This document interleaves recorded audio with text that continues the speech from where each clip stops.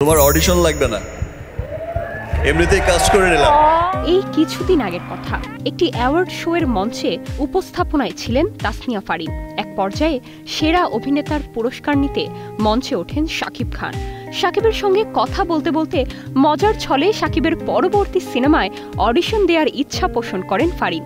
ঢালিউড কিংও প্রতিশ্রুতি দেন অডিশন লাগবে না, পরের সিনেমায় কাস্টিং লিস্টে থাকবেন ফারিন। সত্যিই কথা রাখলেন মেগাস্টার।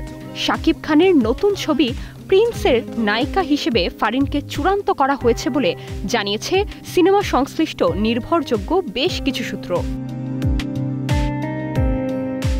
চলতি সপ্তাহেই ফারিনের সঙ্গে আনুষ্ঠানিক চুক্তি সম্পন্ন হবে বলে জানা গেছে।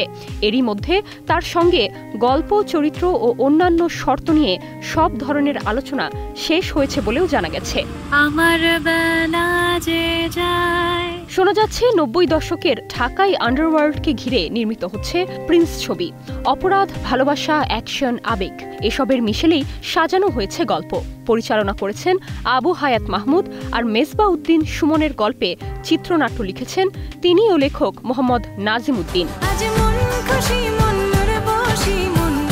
প্রথমে শোনা যাচ্ছিল ছবিটিতে নায়িকা হিসেবে থাকছেন কলকাতার ইধিকা পাল, তবে পারিশ্রমিক নিয়ে জটিলতা তৈরি হওয়ায় সেই আলোচনা আর এগোয়নি।